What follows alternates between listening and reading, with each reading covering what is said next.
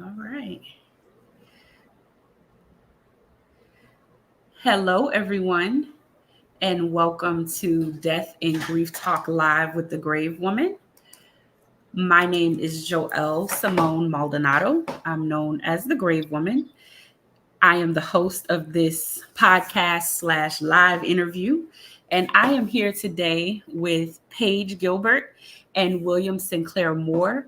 I met these two amazing human beings through being invited on their platform for their podcast, which is Sage the House Down. But I want to give you each the opportunity to introduce yourselves and tell us a little bit about who you are. So, ladies first, Paige. Yes. Why Hi. Yes. Hi. Thank you for having me, Joel. It's really exciting to be here. My name is Paige Gilbert. As stated previously, from Detroit, Michigan, currently living in New York City. I am an actor, a tarot reader, and a podcaster. I'm a Virgo. And yeah, I love all things healing and laughing and loving. amazing. Thank you. Thank you. And what about you, William? Hey, no, I'm kidding. My name is William Sinclair Moore. I am a performing artist, a photographer, a new age spiritualist. I consider myself to be a healer of all forms. I know Paige just said tarot reader, but we do a lot of different stuff that adds to our spiritual practices. Yeah, I feel like the biggest thing that I could say about myself is that I feel like art and healing are sort of simultaneously working at the same time in my life. So anytime where I'm making art, anytime where I'm healing or assisting other people to do that is where I feel very, very comfortable and happy. I'm also from Detroit, Michigan as well. And I love food. I love art. I love music, and I love all things healing as well. Mm, thank you so much. So, how did you two meet and how was Sage the House Down born? And if you could tell us each in your own words what Sage the House Down is. Oh, so I'll tell you guys how we met. William and I met. What were we? Eighth grade? Was it eighth grade or Yeah, seventh grade? So in Detroit, there's like one premier youth theater that's like after school extracurricular type thing, but it's like a big deal in the city. And like the best of the best are a part of the theater company. They perform all over the world. They get, do paid performances, all this stuff. And so William and I both auditioned.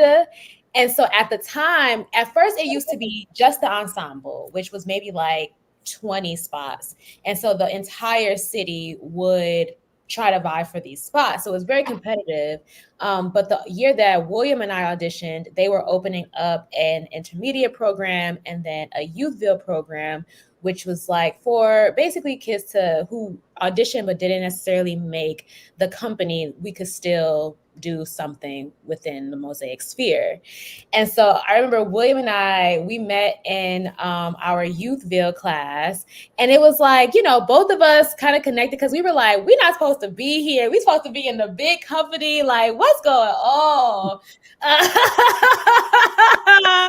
We just was like, this is crazy. But both of our parents were like, you going to go to that class. yeah, So we met there and then we like worked our way up to the company eventually. But that is how we met. yeah. I think. Is there anything else? I don't think there's anything else to add to that. I think I can go into Yeah, I was setting you up for the podcast. yeah, but we both should say that though. I think how the podcast got started. Um, I will say the first inception was us actually acting together in that company that Paige is talking about. We were doing What Fools These Mortals Be, which is an adaptation of A Midsummer Dream. And she was playing a teacher, and I was playing, the bright student or whatever. And we had so much fun together, so much chemistry, and we felt so alive together. And I think at that moment we were like, we just want to keep creating together. If we can't create together, just stay next to me and let's talk and let's like, commune and share ideas and stuff. And that's kind of what we've done since that moment. We moved to New York together. We both graduated from acting conservatories and then moved to New York City.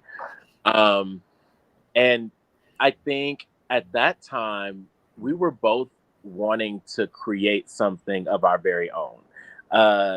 In high school, in college, it's kind of fed to you all the time that you're sort of buying for spots that other people can give you, if that makes any sense. Or like, like I'm going to audition for this for someone else's words or someone else's thoughts. And at that time, we really wanted to create something of our very own. Paige at that time was, having inspirations about DJing. And then we were like talking about having ideas about creating a sketch comedy show, which we still want to do. But that's sort of where the podcast kind of birthed from, just like us wanting to create together. And also us being very, very honestly depressed during those. And we had found so many different ways, like in our own way of like how to heal ourselves. We started talking about those things.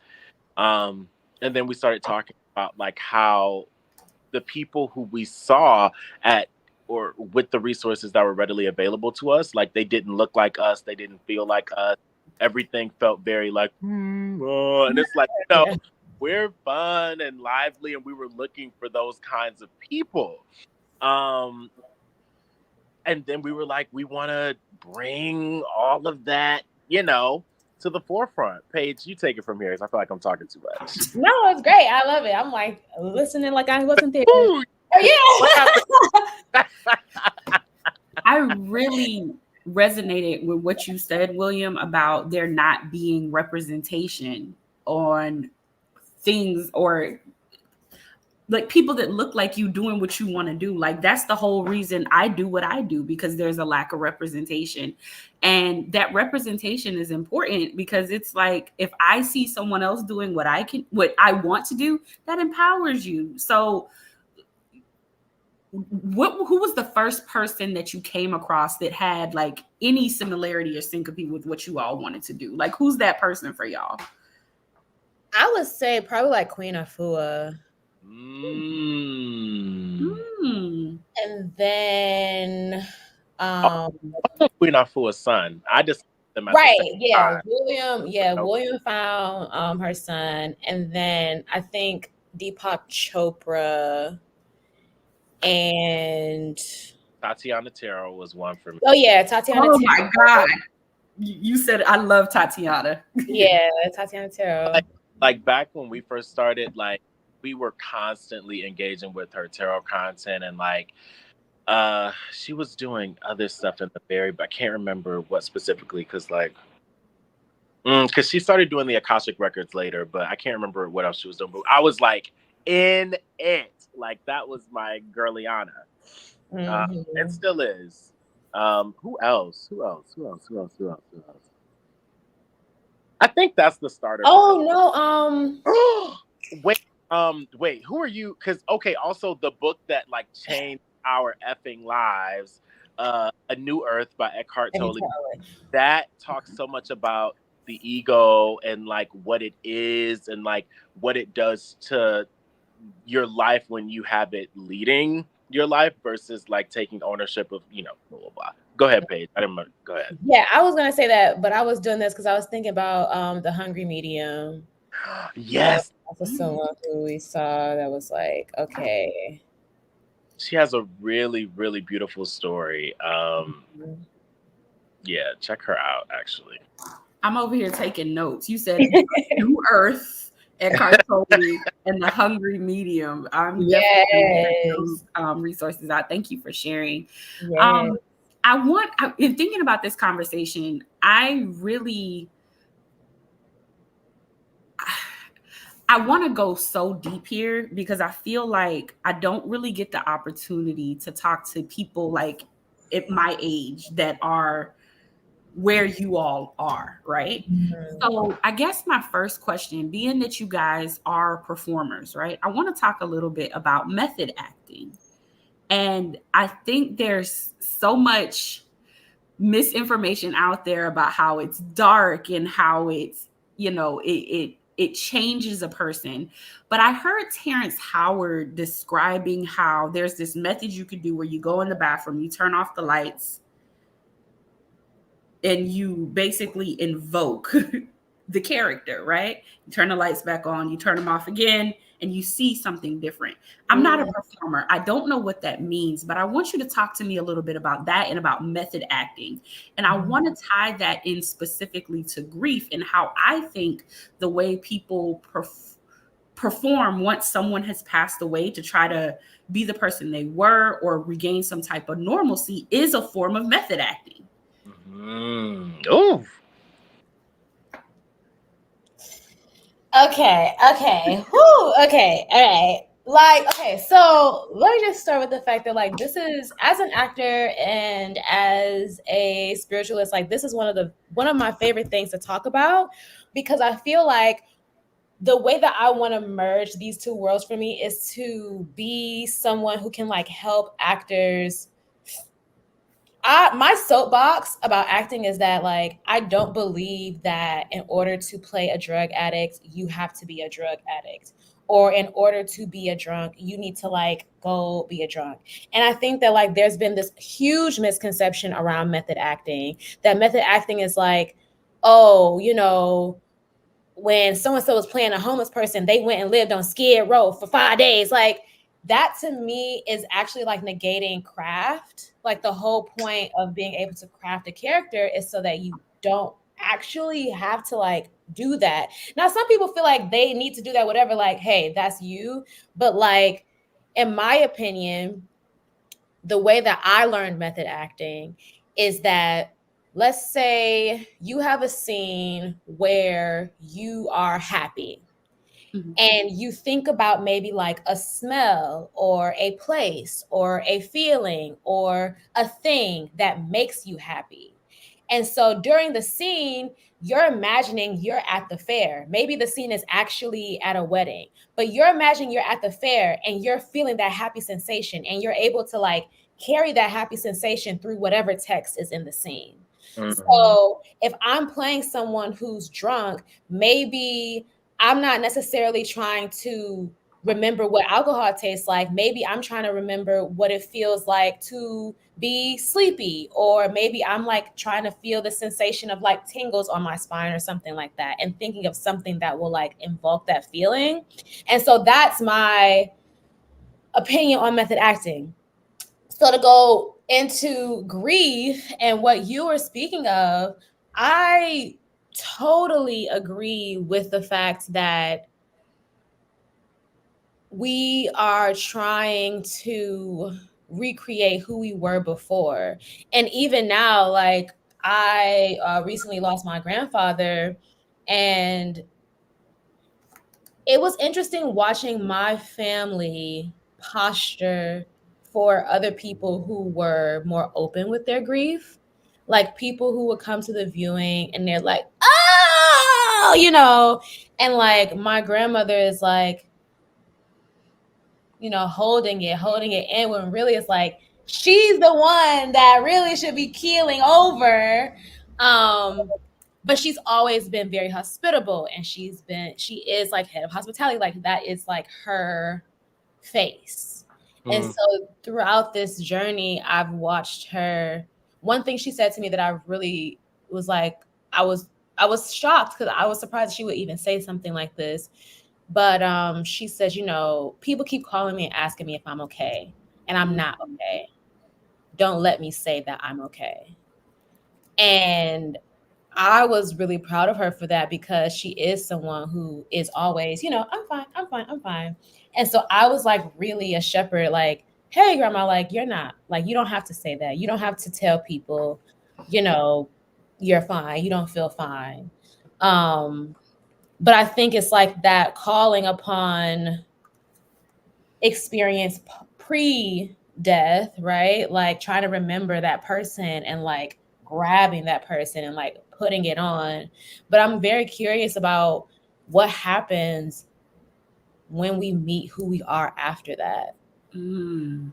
What that is taking me to, it's taking me back to the performing though, because I've always, uh, I can't remember if I learned this in high, or if we learned it in high school, if I learned it in college, but they always talk about like when you're beginning to integrate a character, like you're trying to find the perfect purple, the character being red and you are being blue, and finding that like happy medium.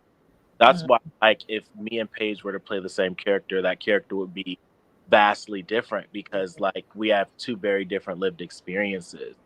And that's making me think of, like, the grief process, the time before and the time after, and how, like, that after plays, hopefully, at some point, it moves from the place of, like, being a performance into the purple. Like, you integrate everything. You, like, you're literally living life anew. Um, yeah, that's what came to my brain. That's beautiful. Um, both of your answers have my mind spinning, but I want to say again, Paige, condolences to you and your family. Thank you. I am curious, as that shepherd of your grandmother, and I'm sure others that you love and care for, that you were essentially hurting and protecting while you were in Detroit, caring for them and doing all the things that have to be done when you're preparing to bury a loved one. Did you find yourself performing in order to, I don't want to say avoid the emotion, but to get the job done, to get the task done? Mm-hmm. Yeah, for sure. I spoke at the funeral, and um you know how like when that one person starts to cry and then that just opens the floodgates for everybody to start crying. um and that was kind of, I think, like what I experienced. I went up, I kind of, and then I was just like, I couldn't contain it, and I was able to like bring it back. But once I kind of started doing that, I saw like my uncles and my sister, like everyone kind of just like melt down. And I definitely felt the responsibility to posture because, I live in New York. My family lives in Detroit. So I felt like I'm coming into something. So with that perspective, I felt a responsibility to be that container, because I kept in touch with my grandparents a lot, but like I wasn't seeing them as often as my siblings who lived there and my parents who lived there. And so I definitely felt like this responsibility of like, okay, I actually have to really hold them in a way. But what's interesting about my family is that everyone was doing that. Like Mm. everyone was so strong, and like I think all for my grandmother, and then my grandmother was doing like everyone. So I was always like wondering like when and how things were gonna kind of like, I don't know, quote unquote, fall apart. But I think that now that everything is like over, like the funeral, like, the kind of like the kind of everyone coming to the house, bringing food, all that kind of stuff is like starting to die down. And I think that like now that's when I'm like starting to see the unraveling, which is why I kind of was like, oh, I feel like this sense of guilt, for coming home. Cause I'm like, oh, this feels like the time where like things are starting to shift in a major way. But I'm trying to think of different ways to hold space. Yeah. I'm curious. I know you both are very spiritually attuned. I'm curious about your thoughts on divination and contacting those who have passed on. What your thoughts are on that? Is that one of your gifts? Is that something that you practice? And how, if you practice it, do you set boundaries around that?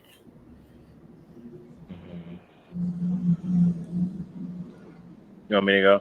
Yeah. It's really not one of my personal gifts. I think in terms of like actually wielding divination to like speak to ancestors, no. Um, but my ancestors talk to me all the time. Mm-hmm. So one of my gifts is definitely like being able to interpret dreams and also messages through dreams. Me and Paige were actually just talking about this earlier today because she called me and talked about a dream. But yeah, so not so much like me actually talking to them, but they definitely talk to me and I hear them a lot. And they've actually like physically saved me from a lot of stuff. Interestingly enough. But yeah, what about you, Paige? I mean, same with William. Like that is not something that I practice often. But I have with Tatiana Tarot opened Akashic Records before. And I have had a really in-depth Akashic reading by a healer that my friend connected me to that's based in Brazil. And Yes, she's incredible. Like honestly, if her name is Ruha Spell and that for me. RU, RUAH. absolutely incredible. Um, About past lives, messages about your ancestry and your family line dating back to like the beginning of time, really. And she can like track different patterns that have different paths too. Sorry, Paige. Keep going. oh yeah, no, I was just sending her Instagram to you. Yeah, like after my reading with her, and like it's one of those times where it's like you don't want to do it too much because I feel like I'm uh still some pieces of the puzzle are still resonating and downloading, and I'm like, oh, so it's not something that I feel like I like to like every single day. Oh, what the answer say? Because it's like it's a lot. And I do believe that they're with us. I do believe that like we have ancestors. I do believe we have spirit guides. I think from our episode with Let Miguel. Miguel, we talked about having an ancestor altar and like what that consists of and how it should be people like that altar should be from your direct ancestors. And I remember talking about how like I had an altar that I thought was my ancestor altar, but I remember one day waking up and being like, I don't think this should be here. I don't think this should be here. And they were maybe like my distant cousin or maybe a friend that passed. I have had dreams. Like when I was young, I had a friend pass in high school. And after he passed, he visited me in a dream. And I always like hold that with me. So I definitely honor it and I cherish it. It's not something that I actively seek all the time. I welcome it though. And I do venerate my ancestors. Like I like to say prayers, leave offerings. But I think right now where I'm at in my journey is like I just want to keep saying thank you and not necessarily like asking for anything. And I think that like with my thanks like comes their protection. And comes their evolution too. Yeah, an ascension. Uh, and I do think that whenever I read tarot, they talk. Like I think when I give myself readings, they're definitely talking. And whenever I'm giving anyone else a reading, I always say that the energies, it's a meeting of the energies. Like my spirit guides, my ancestors, and whoever I'm reading, spirit guides and ancestors are having a conversation. And like whatever comes up in the reading is a marriage of like both of our energies. There's so much I want to talk about. The first thing is that it's amazing that you both are talking about the Akashic Records and that you, William, mentioned Tatiana Tarot because one of my close friends, I call her Britt, introduced me to Tatiana, her work, right? Her YouTube page. And since the day I started like looking at her, I've been, I don't want to say addicted, but hooked. Yeah. It feels like your cool homie cousin that's just talking to you, like ta ta ta ta ta, you know, like she's and I've never had an Akashic reading. I've never accessed my records, but since hearing her talk about it, it's been something that I'm very, very curious about. So if you both had to define the Akashic records, how would you define them? And I'm curious from each of you, how has accessing your records both benefited and changed your life?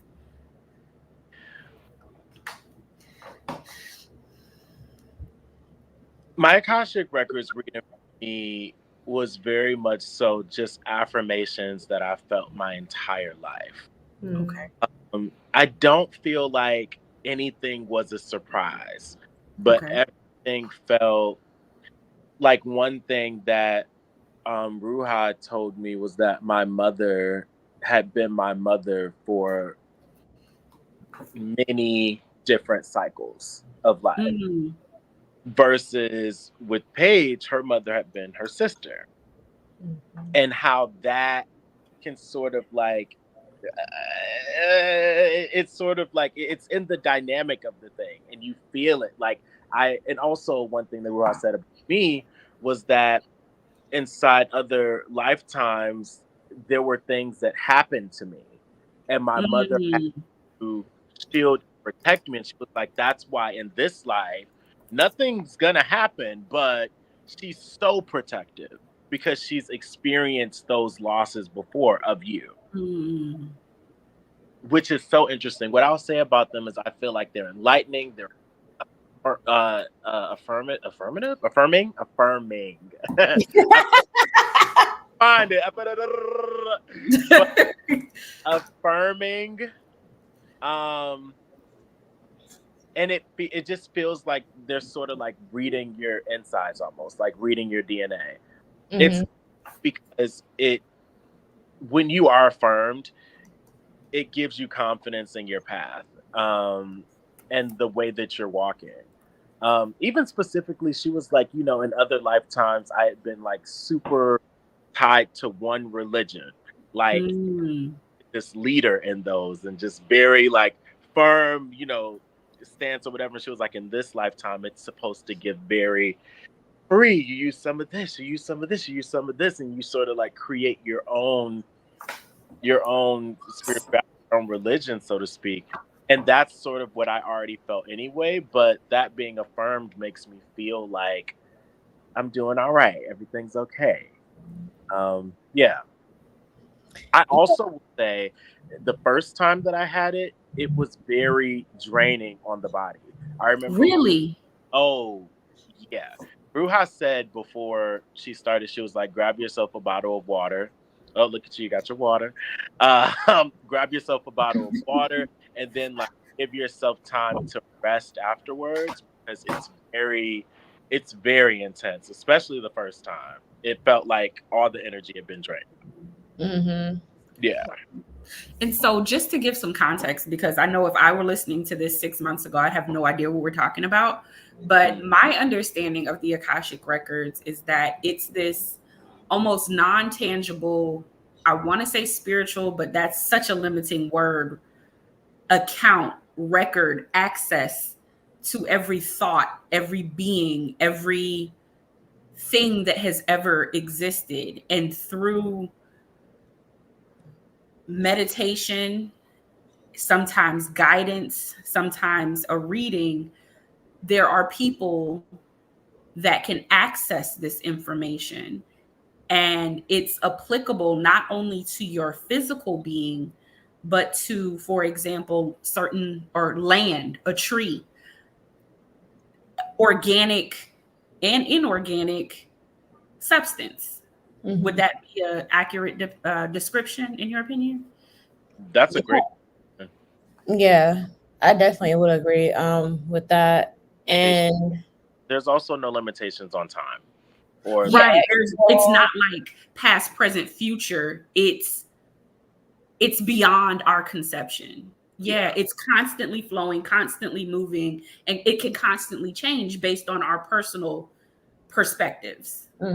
which is so mind-blowing. It's kind of, excuse my language, but it's like a mind fuck when you think about it like that. It's like, what are you saying? But the intent of accessing it is not to manipulate things like win the lottery or to, get rich. It's to help you align with and understand your purpose and how you can be most impactful in this timeline.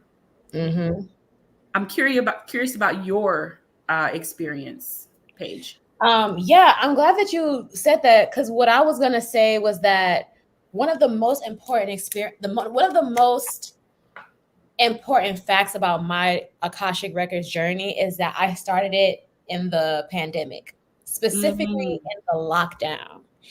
And so there was a sense of non-ambition. There was a sense of, I'm getting this information to have this information. I wasn't trying to like better myself or get a job or, get a house or a car, whatever. Like I was just like, I'm trapped in the house. Let me like learn stuff just to learn stuff. And I think that that was like very helpful because it allowed me to be open. We all can access the Akasha records, but just like we all have access to like the same type of energies, like people who do readings, all that kind of stuff. Like I believe that like we all can do it, but what makes people who do it different is that there's like you said, like they have access to it. And the way that we have access to it is like openness and like removing like our conscious mind. And we are able to do that through meditation. So if somebody meditates, a bajillion hours, they have that practice to kind of go to a space where someone who maybe has never meditated, there's a lot of conscious thoughts in the way. But the more in which we open up ourselves, the more access we have to that information.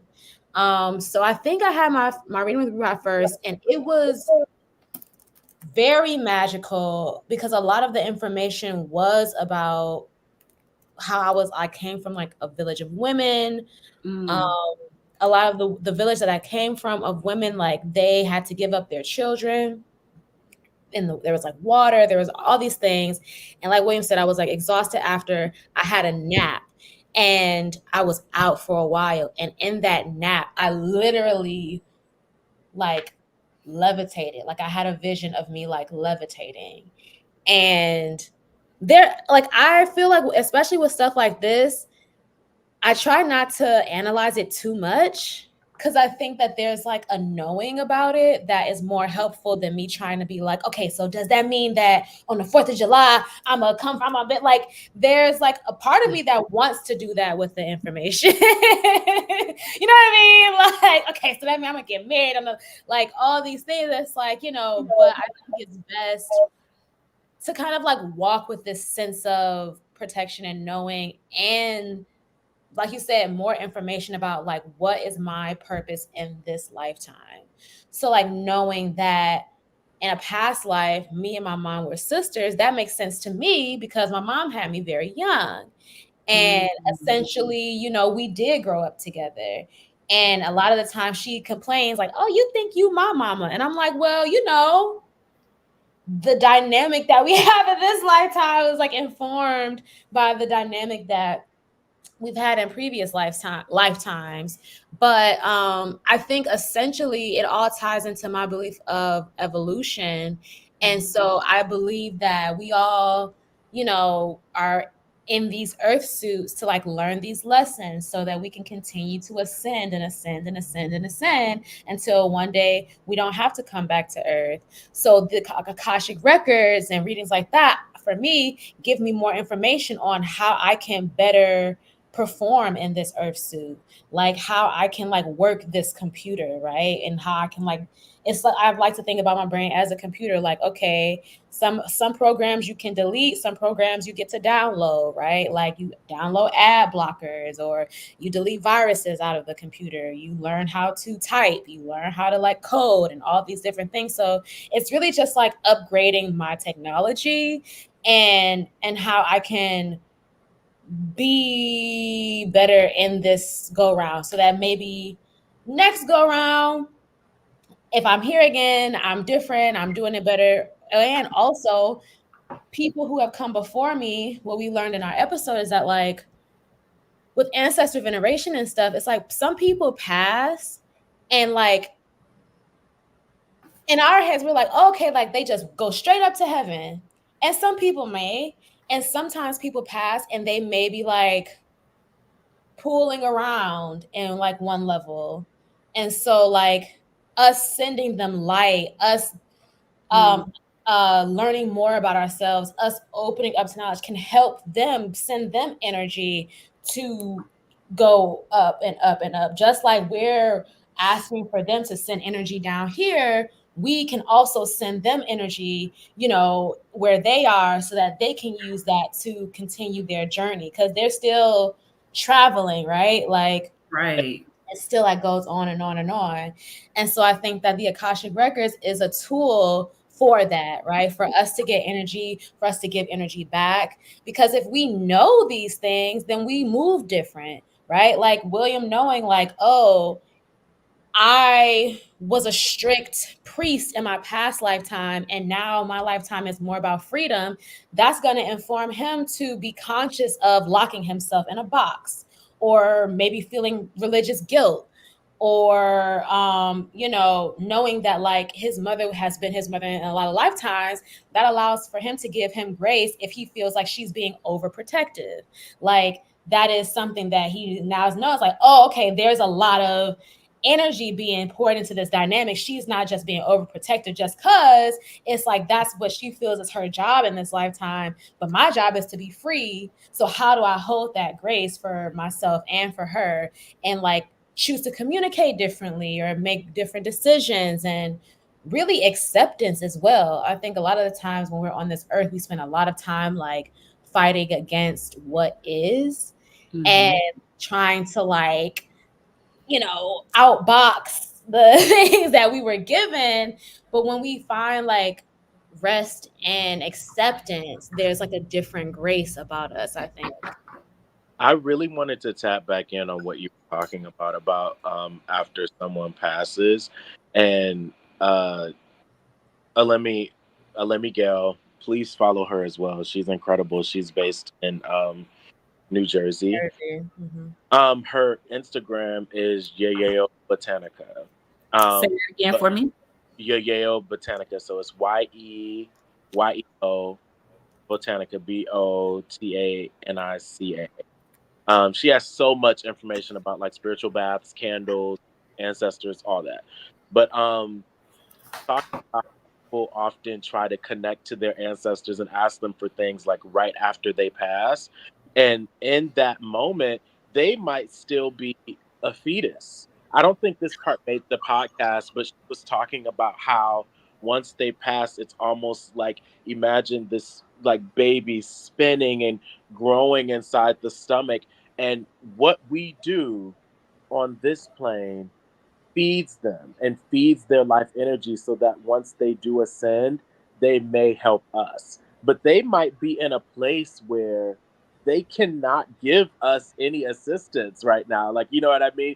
We have to help them. We have to send them love and appreciation and grace. Like I was asking my mom earlier today. It wasn't today. It was last week. But about just certain things that my grandmother liked, and she was like, "Oh, your grandmother loved feathers." So I tasked myself with getting feathers and putting them on my altar. Just just giving her some things. You know what I mean?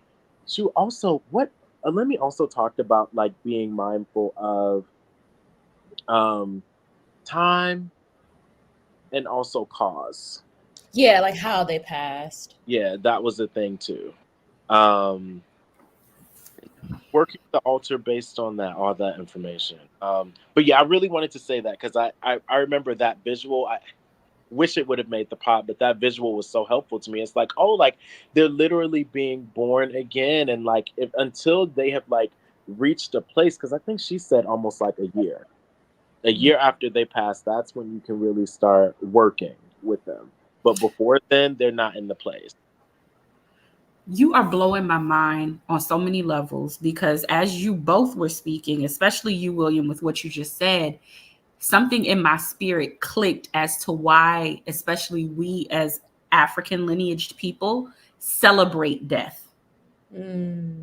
Something else that you said just now about the year, when you look at a lot of Jewish individuals, they have something called wrapping of the grave, where basically they wrap the headstone that's placed. It's placed there within days of them being buried, but they wrap it with almost like a cheesecloth like material. And it's wrapped in a certain way by a rabbi. But a year later, the family comes and unwraps it.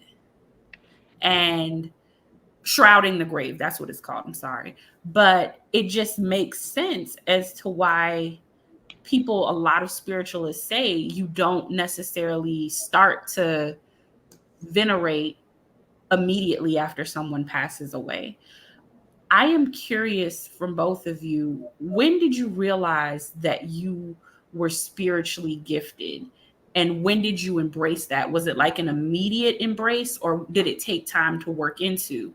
Because I have several people that I can think about right now that have plain told me, this is my last incarnation here. I'm not coming back. I'm not having children because I don't want my legacy to continue or my spirit to continue in this realm.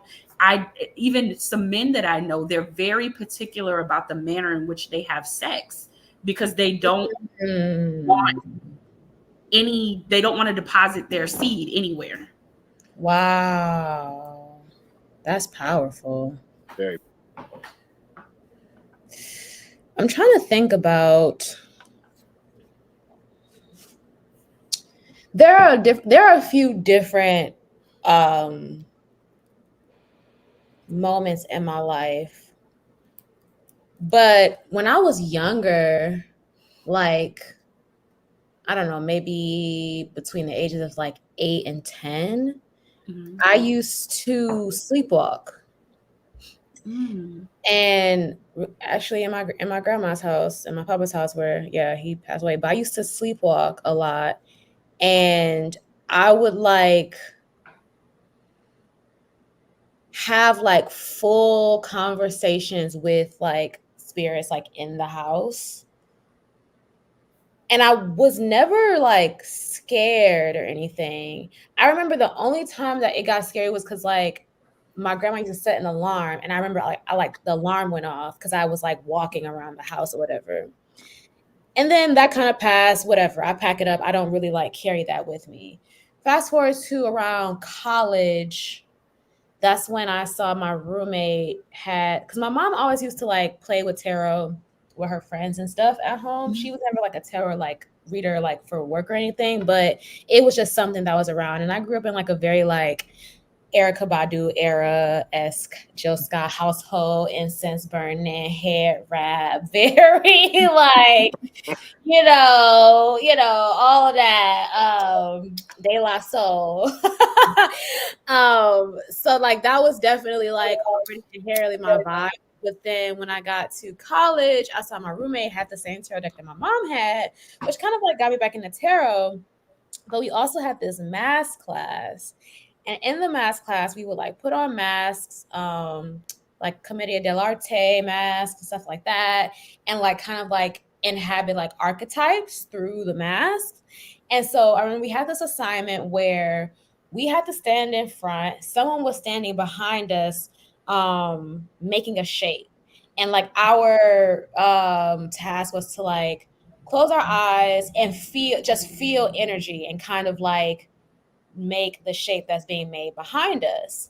Okay. And so I remember, I just was like, this is not like, I don't know how I'm going to do that. Like, what? I can't see. I'm going to feel the energy. But I was like, hey, whatever, let's do it. And so I, close my eyes, I feel the energy. And so I like open my eyes and everyone's like, and I'm like, what? And so like my team like takes a picture and it's like, I'm doing like to the T exactly what the person behind me is doing. Wow. And so I was like, okay, maybe there's like something, but I'm still I'm still like, okay, you know, I pay it. I'm like, okay, whatever. Fast forward to post grad. I was visiting my mom. She was really having a hard time.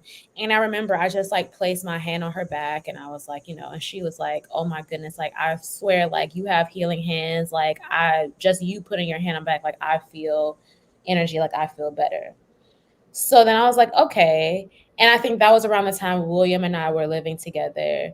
And I remember that's when I kind of just started to create a spiritual relationship with myself by like learning the cards, learning their meanings, and really just kind of like playing around, like learning about numbers, paying attention to um butterflies and birds and kind of just listening more and not really sharing much with anybody about this journey, but kind of just like feeling things more that were not explainable or kind of like opening myself up to like the unseen and the unknown. Mhm. And I think the more I open myself up, the more confirmations I got about like, okay, no, this is something that you are supposed to be doing. You have and as I learned more about my chart and astrology and stuff, it made sense because it's like I have the gift of gab and I have like the gift of like loving to learn about things, but also I'm a good talker. So I can take all of this stuff that I learn and like put it out in a digestible way for people to understand. And I love doing that. And so learning that, I was like, oh, okay, great. Like this is what, like, if it always feels good to be like, okay, this is why I'm here. Cause you know, life is hard. Life is hard. It's like, why am I doing this again? But yeah. Like Yeah. yeah. Good. What about you, William? I was sitting here thinking about the the first time that I sort of had like the experience of thinking that even just the first thought that I had a gift. Mm-hmm. And it's weird because when I was at, first of all, there have been many instances. I think the very first one was I was a kid and maybe around like 7 or 6. And my bed frame, it had these like mouths on them. They were literally like this. And they looked like lips and they were like all across my bed frame. And when I would go to sleep, I would hear voices constantly. It would always start like it would just sound like a buzzing, and then I would hear like one thing, another thing, another thing, another thing. Mixing two things together, a voice told me that a kid was going to drown. Mm. That happened on the street behind me, like maybe the next. So that was like something where it scared me, and I didn't really consider it to be a gift. I Right. thought it was like, it's like what the heck? Um, but I had like maybe like a full year of just hearing voices and messages, and it was to the point where they would just be like, and I couldn't even really like focus on going to sleep. I have pictures of me when I was a kid, and I had like black circles around my eyes because I couldn't go to sleep Mm. because the voices. And I literally told the voices to stop. I was like, "Leave me alone, okay? Like, be quiet." And then I remember they were like, "Okay." Mm. Then they left. The next time that I heard a voice was when I got hit by a car my senior year of high school. Got hit by a car. Paige was not there, sadly, which is so funny because it was like we were a foursome, as two of our other friends, but three of us were out and we were just having the best time ever.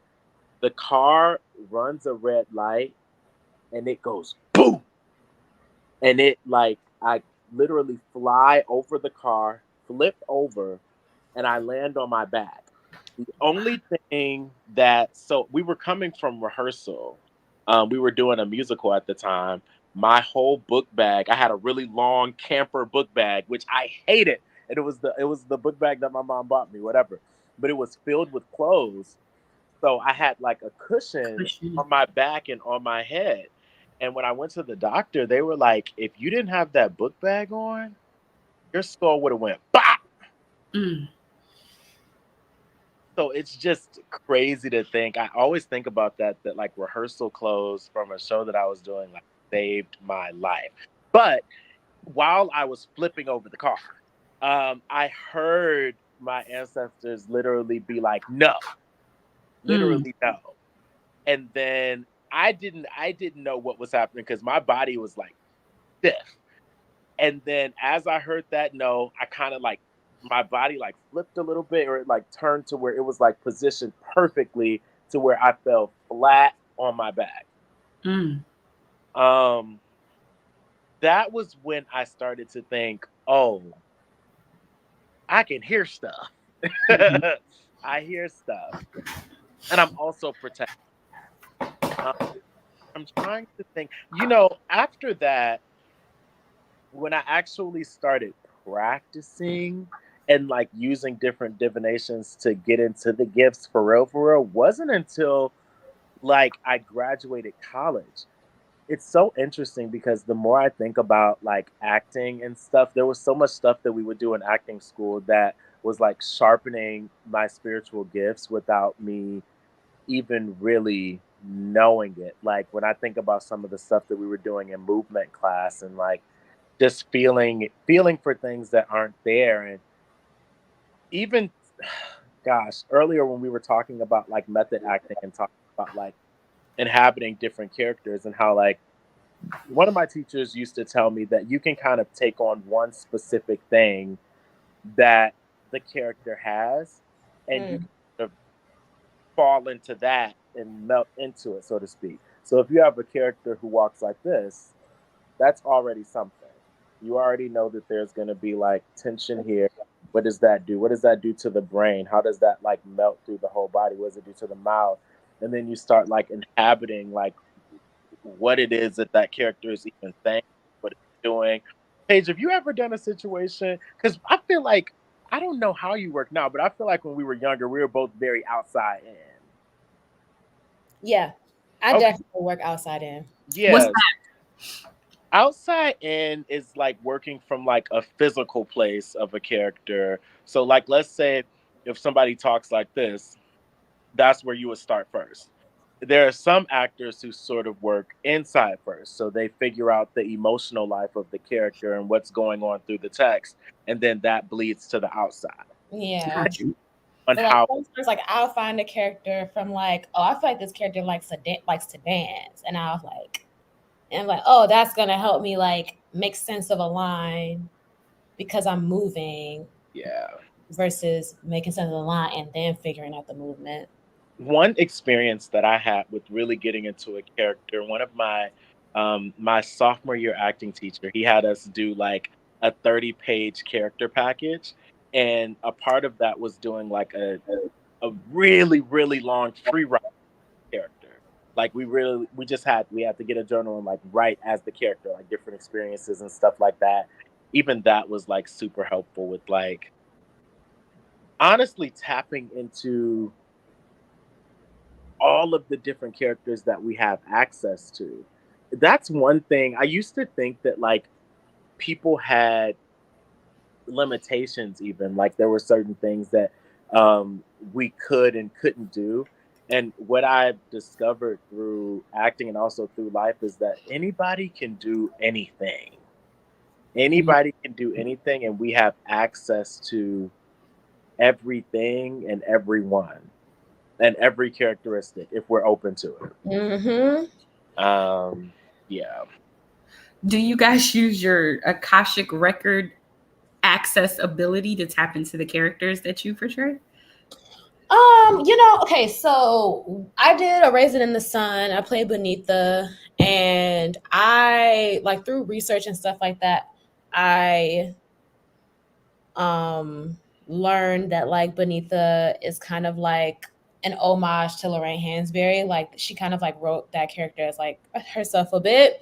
And so with that, I did a lot of research about like all of the women who played Beneatha, and like I just started to learn a lot about that. And I really do believe that like I didn't open the records for Beneatha, but I definitely integrated a lot of like ancestral energy because I could feel it so strongly. And I really do feel like, I mean, like I talk to Lorraine often, like I was, and I feel like I was like sent a lot of different messages. Yeah. So I use it like in, but I've never like deliberately opened the records to like help me that way. But I have been introduced to dream work in the last show that I did, which is like a really interesting concept. But there's like a technique of like allowing our dreams to inform the character, or just like themes about the play, in which you kind of like, just like with anything, you kind of like set an intention before you go to sleep and like open yourself up to your dreams being helpful. And that was interesting. I don't know a lot about that technique, but I kind of just like tiptoed around, kind of see what I can do with that, y'all. Have you ever, in your pursuit, and I know we're approaching the end of our time, we're actually past it, but this conversation is so good. In pursuit of either your own spiritual development or discipline or imagination, have you ever encountered anything that has haunted you? And I don't mean like something popping out the closet saying boom, but like just a heaviness. I mean, but sometimes things do pop out the closet. No, yeah, for sure. Something that haunted us. And sorry, say that question again. In pursuit of, or like in exploration, like in order to be a spiritualist, I'd imagine that you have to be very open to exploration and imagination and curiosity. So in that curiosity, have you come across things like William was saying, the voices scared him, but he told them to stop, right? And then they gave him the message no, right? But I know for me, I get this thing, I call it the grave woman tangle, where when someone is laboring into their death, I feel it. And the last one, I can't get into the details about the way the person died, but it was just so heavy. I mean, I felt literally like I was carrying, like I had bricks tied to my body and I was sinking underwater and I couldn't get air. And I didn't feel that like a drowning sensation, but like that weight, that pressure, that sadness. And then when I found out how this person died, it made sense. And that happens to me a lot. And I don't ever really know who it is until I know, you know. Have you had an experience that has not been all light, I guess? Yeah, for sure.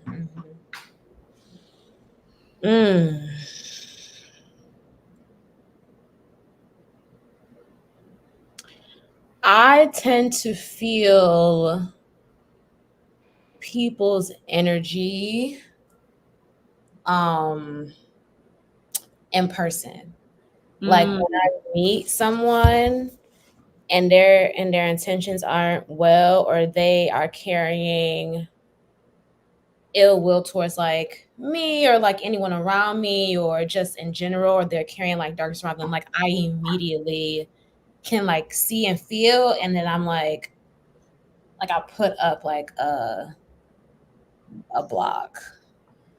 And I can also feel when like, because like I feel like it's interesting because of course I love this question too, because I think that again, in true representation of this work, it's important that we talk about, because I don't like fear mongering, but I also don't like the idea that like this work is all yippee-ki-yay, light and dight and stuff like that. Because I'm gonna tell you something. I did this is be expose myself, but I came across this like ancestor spell thing on TikTok, and I was like, oh, this looks interesting, and I did it, right? And it basically was like, oh, like asking your ancestors like what they want you to transmute, like what would they want you to release for them. And so, right, and I was like, okay, let me do it. I did it, and I got a full big old fibroids. And they were like, release that. And I was like,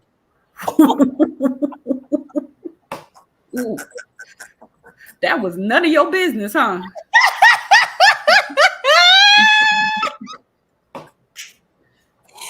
They said, you want to release something? Release that. Release that. And I was like, and because I didn't have any symptoms. Like, I didn't know what was going on. But when I was diagnosed, I started to look into my family history. And for the first time, I was learning about all of the women in my family who had suffered from fibroids, then thinking about what I was learning in my Akashic records about the women who had lost children, who had to give up their children, all of that. And so I was like angry, honestly, because I'm like, why me? Like, but they are like, well, you want to be Miss Big Bad Spiritual Girl. You want to, so I'm having like these conversations with my ancestors like, well, I didn't mean all of this. And they're like, well, like, we trust you to be able to carry this weight, to be able to do this. And so like, I recently had surgery. I'm, fine now. I'm very grateful for modern medicine in that way. But I think about that a lot because I feel like there are some things that we are tasked with that aren't great all the time. And it's important for us to keep our spiritual hygiene up in that way. But yeah, I guess that's what came to mind for me. Have either of you ever heard of the attenuation well? No. And the story behind it? So I don't know if you can see this. Okay, I'm gonna write it down. Yep, I see it. But basically the slaves, and I'm reading this from this picture, the slaves were forced to drink from a sacred well which still exists. The well believed to make them less aggressive and to lose their memories.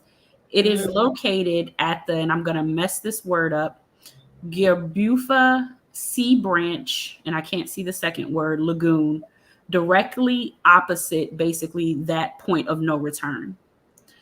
And they had to recite this spell before they got put onto the boats, shackled and put onto the boats. And it says, I am leaving this land. My spirit leaves with me. I shall not come back. Now my shackles do not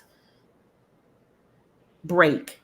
It is the shackles that holds the ship down. My ancestors bear me witness. I shall not return.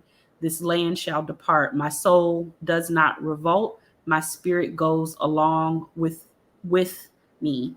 I depart to the land of the unknown. I shall not return. And so my friend and I, the same friend I was telling you that introduced me to Tatiana, she and I decided during the Lionsgate about 3 years ago, maybe 4 years ago, that our intention for that gate was to reverse that spell for our. And I forgot about this, and I was praying. I said, I couldn't remember what it was called, but I knew it was something, right? And let me back up. After that, both of our lives changed drastically. Like, we went through this awakening. We called it D-Day, and it happened just prior to COVID, and then COVID happened. And we're both quit our jobs, like real life change, right? Ended relationships, the whole nine. I was randomly praying about this, and it popped up on TikTok about 2 weeks ago. And I decided I wanted to revisit it because now I'm thinking about wanting to have children and really getting into the Akashic records and wanting to learn. But I know as beautiful and as powerful as it is, it does come with a price, like you were talking about with the fibroids, right? And so in closing, I guess my question to you is, if it was one thing, one memory, one power that you could gain back for and from your ancestors, what would it be? I'll start with you, William. You've been quiet over there. Okay, that's what I'm saying.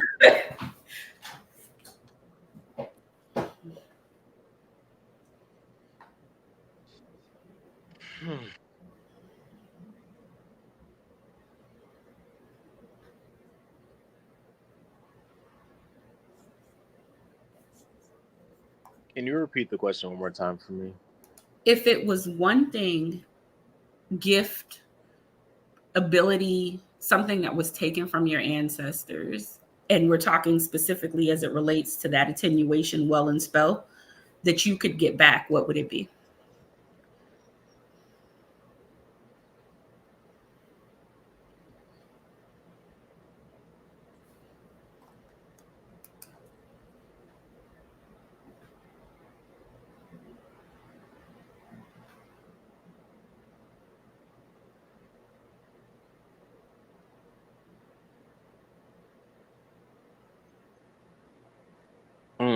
The thing that's coming to my mind, the first word that came to my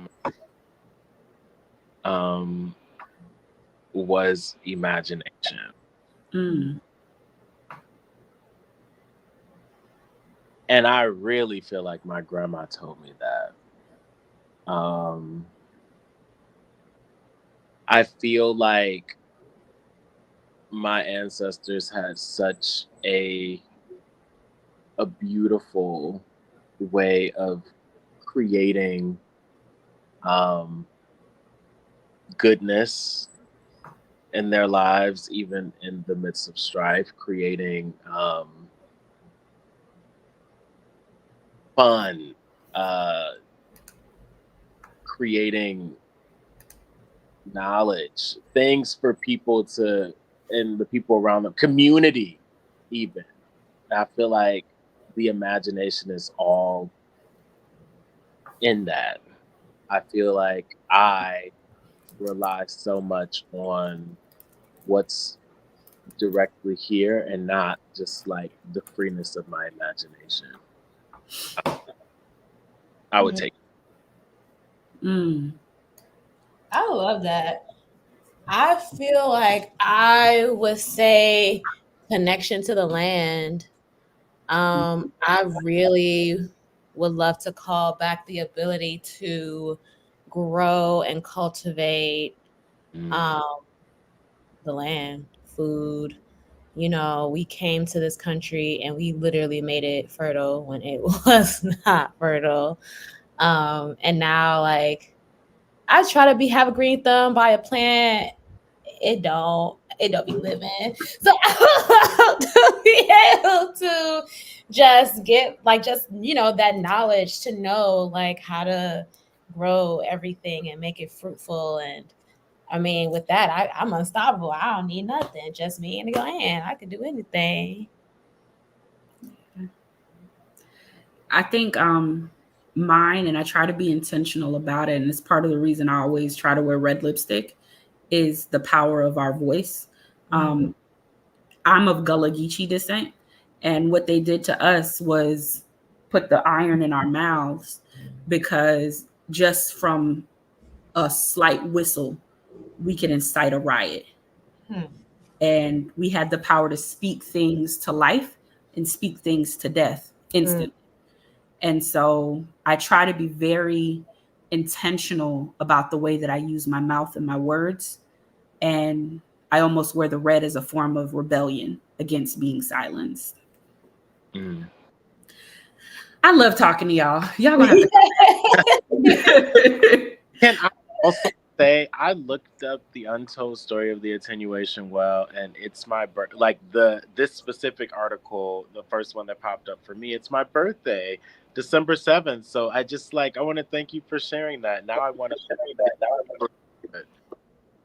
Yes, definitely. Could you share that link with me via email, because someone asked if we can put it in the chat, and I want to go ahead and do that if you don't Yeah, mind. yes, for Okay. sure.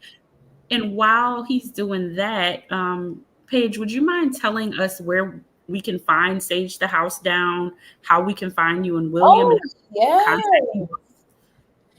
So Sage the House Down, you can find it on Audible, iTunes, Spotify. You can just type in Sage the House Down, SAGETHEHOUSEDOWN.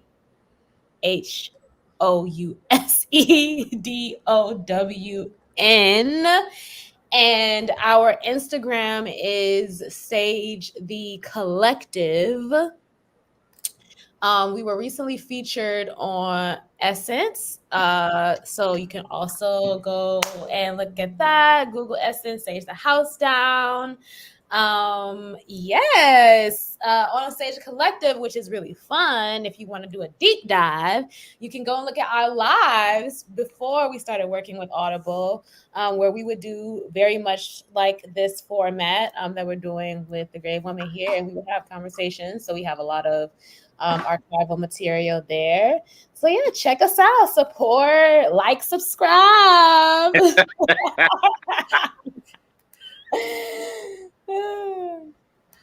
Thank you guys so much for spending this afternoon with me. Y'all have no idea how much this conversation has filled my spirit. And I'm serious. I want y'all to come back. We have so much more to talk about. And I know what I want to talk about. I want to talk about vengeance and left-handed work. And is it that? So we'll have to schedule a time to continue this conversation. Thank you to each and every person who's tuned in and who will watch this, listen to this in the future. Live life, love hard, and we will talk to you next time.